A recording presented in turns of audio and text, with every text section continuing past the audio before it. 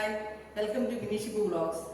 ഇന്ന് നമ്മൾ മട്ടൺ ബിരിയാണിയുടെ ടേസ്റ്റിലും മണത്തിലുമുള്ള ഒരു ടൊമാറ്റോ റൈസ് ഉണ്ടാക്കാൻ പോവാണേ. അതിനായിട്ട് ഞാൻ എടുത്തേക്കുന്നത് 3 കപ്പ് ജീരകശാല അരിയാണ്. അതൊന്ന് കുതിരാൻ വെക്കാം. അത് കഴിഞ്ഞ് നമുക്ക് അങ്ങനെ അതിന് വേണ്ടുന്ന സാധനങ്ങളെല്ലാം ഞാൻ എടുത്തു വെച്ചിട്ടുണ്ട്.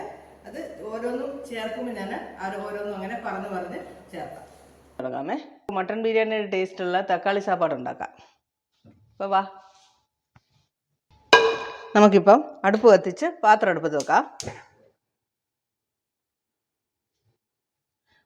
ഒരു അടി കട്ടിയുള്ള പാത്രം എടുത്തോ ബിരിയാണി ഇതുണ്ടാക്കാൻ. ബിരിയാണി ഉണ്ടാക്കുന്നത് പോലെ തന്നെ നല്ല പാത്രം, കട്ടിയുള്ള പാത്രം വേണം തക്കാളി ചോറ് ഉണ്ടാക്കാനും. പാത്രം നന്നായിട്ട് ചൂടാകട്ടെ. പാത്രം നന്നായിട്ട് ചൂടായി. ഇപ്പം നമുക്ക് എണ്ണ ഒഴിക്കാം. ഇതൊരു 50 ഗ്രാമിൽ കൂടുതൽ എണ്ണ ഉണ്ടാവുമേ. അത് ഫുൾ ഒഴിക്കണം. നമ്മളിനി നെയ്യൊന്നും ചേർക്കുന്നതല്ല.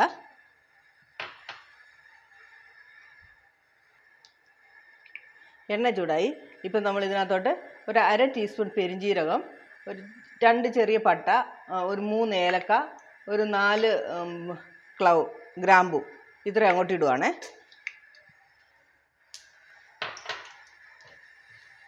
അതൊന്ന് പൊരിയട്ടെ.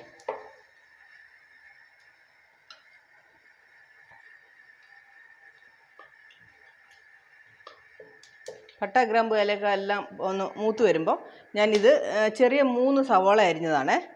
ചെറിയ സവാള 3 എണ്ണം, വലുതാണെങ്കിൽ 2 എണ്ണം മതി. സവാള അരിഞ്ഞത് ഇട്ട് നമുക്കിപ്പോൾ വഴട്ടാം.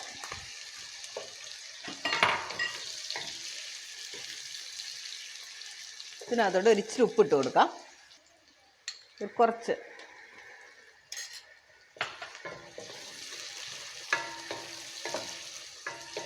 ഉള്ളി നന്നായിട്ട് വഴണ്ട് വരണം. ഉള്ളി മൂക്കുന്നതില്ല ഈ ചോറിൻ്റെ ടേസ്റ്റ്. ഉള്ളി നന്നായിട്ട് ഒരു 3/4 ഭാഗം ഉള്ളി മൂത്ത് വരണം, എങ്കിലേ ചോറിന് ടേസ്റ്റ് കിട്ടത്തുള്ളൂ.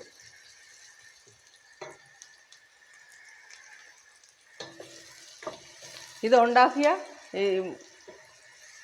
ഈ ഏറിയ ഫുൾ മണക്കും. ബിരിയാണി, നല്ല മട്ടൺ ബിരിയാണി ഉണ്ടാക്കുന്ന മണമായിരിക്കും. എന്നാൽ ഇറച്ചി ഉണ്ടാകത്തില്ലെന്നേ ഉള്ളൂ.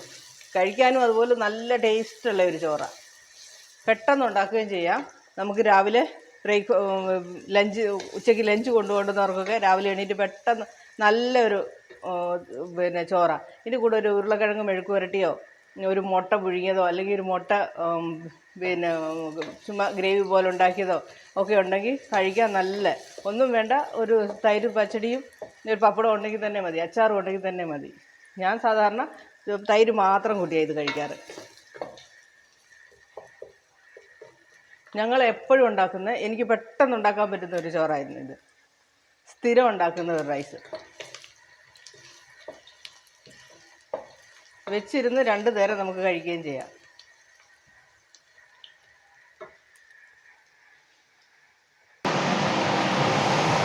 ഇപ്പം നമുക്ക് ഉള്ളി 3/4 മൂത്തിട്ടുണ്ട്. ഈ പരുവമായി. അപ്പോൾ ഇനി ഇതിലോട്ട് നമുക്ക് ഒരു 3 ടീസ്പൂൺ ജിഞ്ചർ ഗാർലിക് പേസ്റ്റ് ഇടണേ. ഇത് 1 ഗ്ലാസ് അരിക്ക് 1 ടീസ്പൂണാണ്. നമ്മൾ 3 ഗ്ലാസ് ഇട്ടിട്ടുണ്ട്. 3 ഗ്ലാസ്സിൽ 3 ടീസ്പൂൺ ജിഞ്ചർ ഗാർലിക് പേസ്റ്റ് ഇട്ട് അതിൻ്റെ പച്ചമണം ഒന്ന് മാറട്ടെ.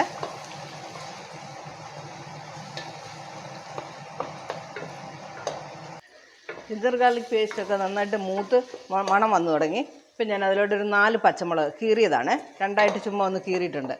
അത് അങ്ങോട്ട് ഇടുക. പച്ചമുളക് ഒന്ന് വാടണം. പച്ചമുളക് ഒന്ന് വാടി വരുമ്പം ഇതിനകത്തോട്ട് നമുക്ക് നല്ല 1 സ്പൂണ് മുളക് പൊടി ഇടാം. മുളക് പൊടി മൂത്ത് വരുമ്പോൾ ഞാനിത് 5 തക്കാളി അരിഞ്ഞ് വെച്ചിരിക്കുന്നതാണ്. നല്ല മുഴുത്ത തക്കാളി, ബാംഗ്ലൂർ തക്കാളി 5 എണ്ണം അരിഞ്ഞ് വെച്ചിരിക്കുന്നതാണ്. അതും ഇട്ട് കൊടുക്കാം.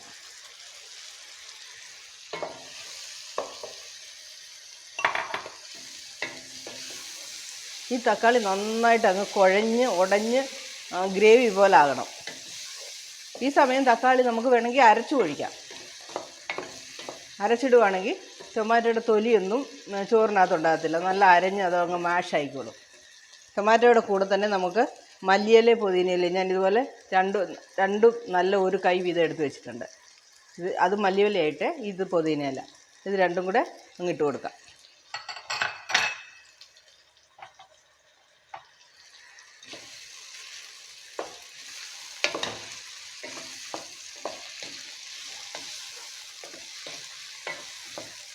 ഇച്ചിരി ഉപ്പ് ഇട്ട് കൊടുക്കാം.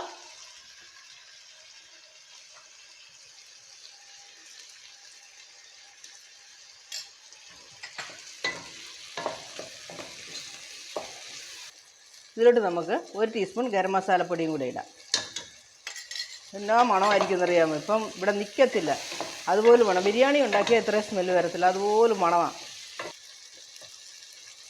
കഴിക്കാൻ പ്ലേറ്റിൽ കിട്ടിയെങ്കിലേ ഇത് മട്ടൺ ബിരിയാണി അല്ലെന്ന് പറയത്തുള്ളൂ.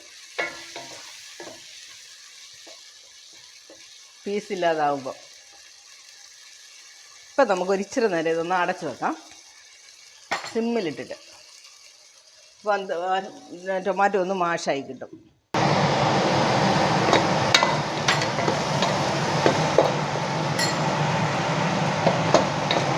തക്കാളി നന്നായിട്ട് വെന്തുടഞ്ഞിട്ടുണ്ട്. ഇപ്പം നമുക്ക്, ഞാൻ ഇടയ്ക്ക് 2-3 പ്രാവശ്യം ഇളക്കി വിട്ടായിരുന്നു. ഇപ്പം നമുക്ക് വെള്ളം ഒഴിക്കാം. ഞാൻ 3 ഗ്ലാസ് അരിയാണ് എടുത്തേക്കുന്നത്. 3 ഗ്ലാസ് അരിക്കായിട്ട് നമ്മൾ 6 ഗ്ലാസ് വെള്ളം ഒഴിക്കണം. അതേ സെയിം ഗ്ലാസ് കൊണ്ട് അളന്ന് 6 ഗ്ലാസ് വെള്ളം ഒഴിക്കണേ.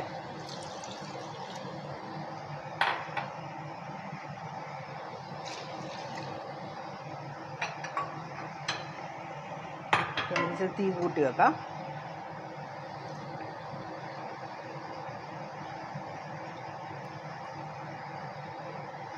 ഇപ്പോൾ വേണേൽ നമുക്ക് ഉപ്പൊക്കെ നോക്കാം, ഉപ്പ് മതിയോ. ആദ്യം ഒരു പ്രാവശ്യം ഉള്ളിക്കകത്ത് ഉപ്പിട്ടായിരുന്നു, പിന്നെ തക്കാളിക്കകത്ത് ഉപ്പിട്ടു. അപ്പോൾ ഇനി ഉപ്പ് മതിയോ ഒന്ന് നോക്കിയിട്ട് പിന്നെ വേണമെങ്കിൽ ഉപ്പിടാം നമുക്ക്. വെള്ളം നല്ലതായിട്ട് തിളയ്ക്കട്ടെ. നമുക്കിപ്പോൾ ഒന്ന് അടച്ചു വെക്കാം. ഇത് വെള്ളം നന്നായിട്ട് വെട്ടി തിളയ്ക്കണം.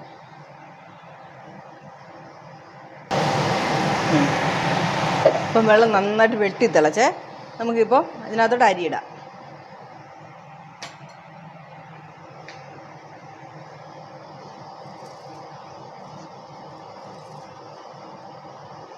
വെള്ളമില്ലാതെ കറക്റ്റ് നമ്മൾ അളന്ന വെള്ളം വെച്ചേക്കുന്നത്. അപ്പോൾ എക്സ്ട്രാ വെള്ളം ഇല്ലാതെ ഊറ്റി വേണം ഇടാൻ. നന്നായിട്ട് ഇളക്കി വിടണം. ഇളക്കി ഇട്ടിട്ട് നന്നായിട്ട് അടച്ചു വെക്കുക.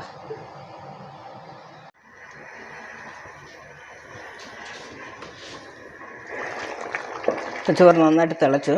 ഇനി നമുക്ക് ഇതിൻ്റെ ഒന്ന് ചോറും വെള്ളമൊക്കെ ഒന്ന് പറ്റി ചോറും വെള്ളമൊക്കെ ഒരുപോലെ ആകുമ്പോൾ ഇത് നമുക്ക് ദം ചെയ്യാം. ചെറിയ അടുപ്പയിലോട്ട് മാറ്റിയിട്ട് തീ സിം ചെയ്തിടാം.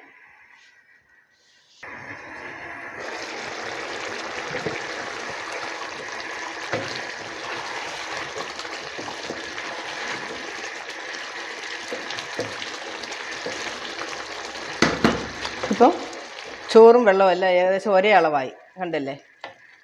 ഈ സമയത്ത് നമുക്കിത് ദമ്മ് ചെയ്യാം. ചെറിയ അടുപ്പ് കത്തിച്ചിട്ട് ചെറിയ സിമ്മിലിടാം. തീ സിമ്മാക്കിയിട്ട് സിമ്മിൽ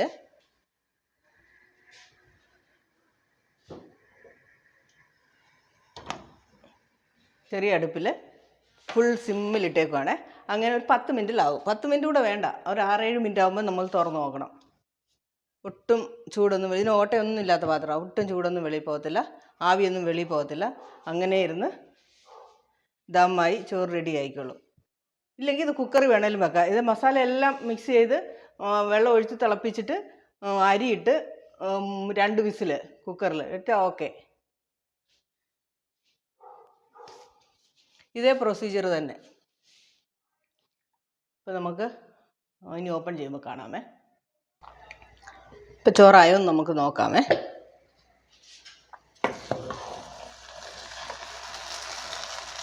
സൂപ്പർ.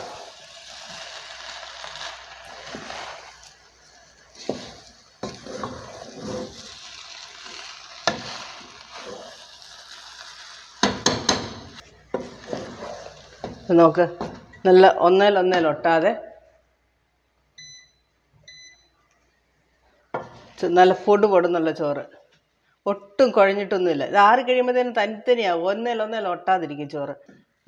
എന്തോ രുചിയായിരിക്കും ചോറിനെന്നറിയാമോ? നിങ്ങൾ ഉണ്ടാക്കി നോക്കിയിട്ടൊന്ന് പറയണേ. തക്കാളിച്ചോറ് എല്ലാവരും ഉണ്ടാക്കുമായിരിക്കും, പക്ഷേ ഇങ്ങനെ ഉണ്ടാക്കി നോക്കാം. ഇത് ശരിക്കും മട്ടൻ ബിരിയാണിയുടെ മണവും ടേസ്റ്റ് വേണം ഈ ചോറിന്. ഇങ്ങനെ ഒന്ന് ഉണ്ടാക്കി നോക്കേ. ഇത് വിളമ്പി മേശപ്പുറത്ത് വന്ന് കയ്യിലെടുത്ത് ചോറുണ്ണാൻ കയ്യിൽ വാരി കഴിയുമ്പോഴേ ഇത് മട്ടൺ അല്ലെന്ന് മനസ്സിലാകത്തുള്ളൂ, മട്ടൻ ബിരിയാണി അല്ലെന്ന് മനസ്സിലാകത്തുള്ളൂ. അത്ര സ്വാദാണ് ഈ ചോറിന്.